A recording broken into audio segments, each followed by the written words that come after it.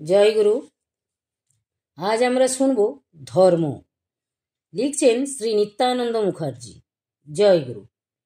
ওং নমো প্রণবার্থায় শুদ্ধ জ্ঞানাইক মূর্তয়ে নির্মলায় প্রশান্তায় দক্ষিণামূর্তয়ে নমঃ।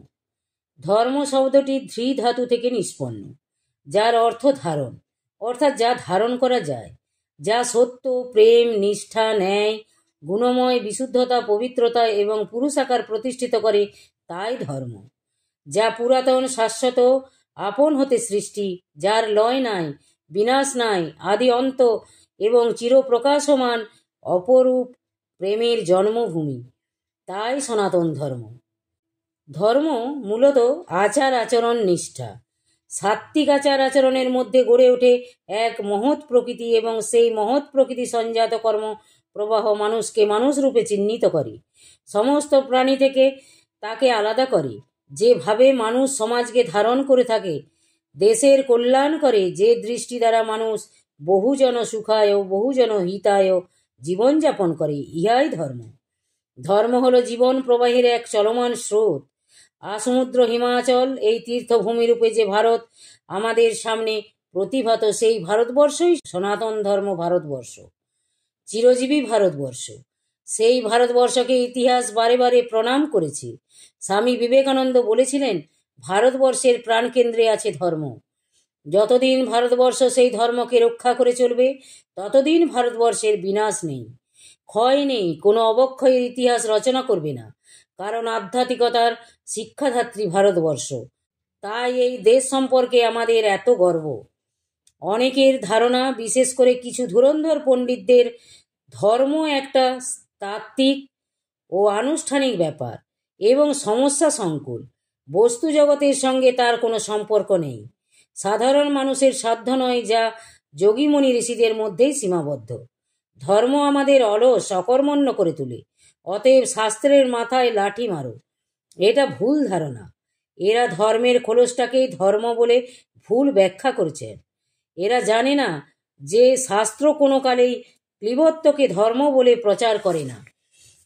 ধর্ম আপনভাবেই চলছে সেই অনাদিকাল থেকে।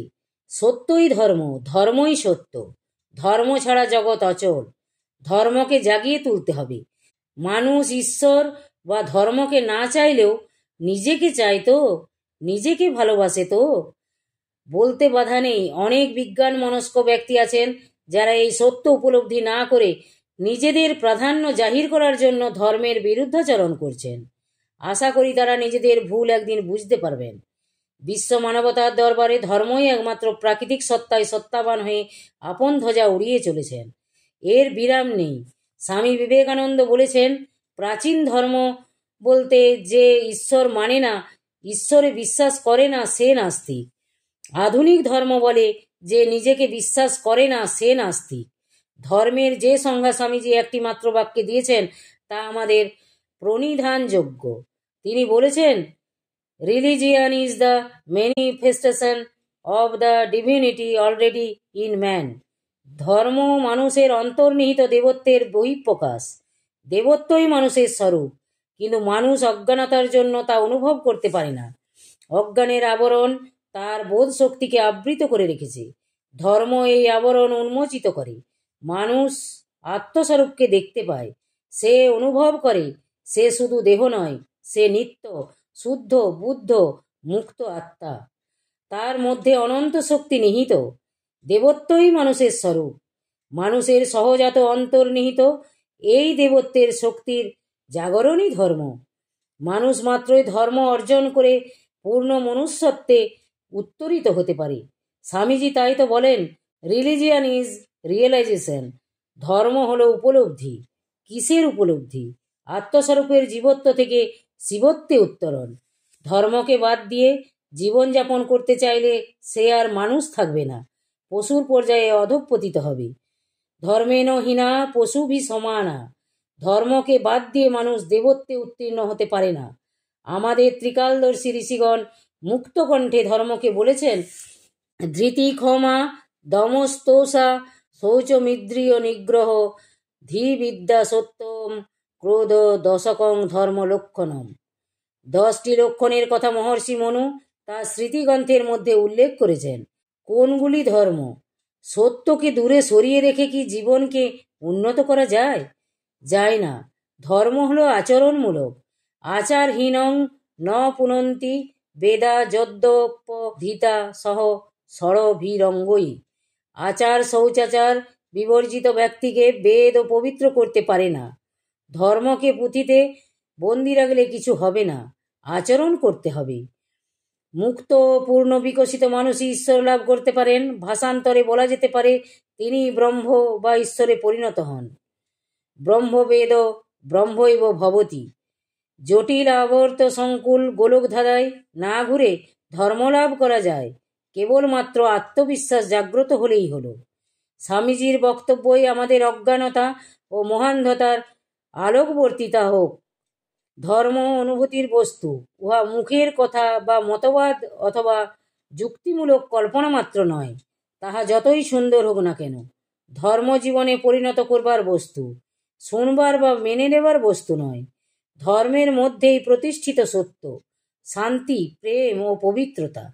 ধর্ম হলো এক দুর্দমনীয় তেজ ও শক্তি, যে তেজে উদ্দীপ্ত হয়ে অসংখ্য বেত্রাঘাত সহ্য করেও বাংলার হরিদাস বলেছিলেন, দেহ খণ্ড খণ্ড করো, তবুও হরিনাম ছাড়ব না। এ তেজকে পরাভূত করে এমন সামর্থ্য জগতে কোনো রাজেশ্বরের নেই, এমনকি বিজ্ঞানেরও নেই, কারণ বিজ্ঞানও একটা ধর্ম। মনে হয় আজ আমাদের মধ্যে ধর্মের সেই তেজ কমে যাচ্ছে। সত্যানুরাগ, তেজস্বিতা, সেবাপরায়ণতা, আত্মত্যাগ, এগুলি যে ধর্ম, সে কথা আমরা যেন ভুলে যাচ্ছি। ধর্ম আর কিছুই নয়, আমাদের মধ্যে যে আধ্যাত্ম চেতনা আছে তাকে শয়নে স্বপনে নিদ্রায় জাগরণে সব সময়ই স্মরণ করতে হবে। ঈশ্বর পুঁথির তথ্য নয়, ঈশ্বর মস্তিষ্কে ধারণ করার বস্তু নয়। ঈশ্বর আমার সর্বাঙ্গী, সর্বেন্দ্রিয় আপ্যায়ন, আমার সমস্ত ইন্দ্রিয়ের ভিতর দিয়ে তিনি প্রকাশিত হচ্ছেন। গীতার ভাষায় সর্বদারেষু দেহে হোস্মিন প্রকাশ উপজায়তে। সমস্ত ইন্দ্রিয় দ্বারেতে তার প্রকাশ, বিকাশ। এটি চিরকালীন শাশ্বত ভারতবর্ষের বাণী। ভারতবর্ষ হলো বৈকুণ্ঠের প্রাঙ্গণ। ভাগবতে স্বয়ং দেবতারা তাদের আশা আকাঙ্ক্ষা প্রকাশ করেন, কবে আমাদের সুদিন হবে, বৈকুণ্ঠর প্রাঙ্গণ সেই ভারতবর্ষে মনুষ্যকুলে জন্মগ্রহণ করব। তাহলে দেখুন এ সম্বন্ধ কি রকম। ধর্মের যদি নিবিড়ভাবে গভীরভাবে আমরা আলোচনা করি, তাহলে দেখি ধর্ম কিম্ভূত কিমাকার কিছু নয়, অলৌকিক কিছু নয়। ধর্ম অনায়াস, সহজ, সরল, নিঃশ্বাস প্রশ্বাসের মতো। শ্বাস গ্রহণের সঙ্গে সঙ্গে তাকে গ্রহণ করি, আবার যখন নিঃশ্বাস ছাড়ি তখন অনন্তের সঙ্গে বিলীন হয়ে যায়। ঠাকুর নিগমানন্দদেব বলতেন, আমার ধর্ম কেমন জানিস? ভোজন আমার আহুতি প্রদান, শয়ন আমার সাষ্টাঙ্গ প্রণাম, ভ্রমণ আমার প্রদক্ষিণ তার, প্রতি কথা মোর মন্ত্র, প্রতি অঙ্গভঙ্গি মুদ্রা বিরোচন, যেভাবেই বসি সেই তো আসন, যে চিন্তাই করি তারই ধ্যান করি, এ জীবন তার যন্ত্র। এ হলো সহজ ধর্ম, যে দুর্জয় শক্তি মানুষকে ভোগে এবং ত্যাগে তুল্যরূপে মহীয়ান করে তুলতে পারে, সেই শক্তি ধর্ম। ধর্মের সঙ্গে আত্মত্যাগ যুক্ত হলে জগতে আর তার তুলনা হয় না। ধর্মই আমাদের জাতীয় জীবনের সোপান। অপরিতৃপ্ত মানুষের সমাজে একমাত্র ধর্মই আনতে পারে শান্তি, মৈত্রী ও সাম্য। ধ্বনিত হতে পারে বিশ্বপ্রেমের ঐক্যতান।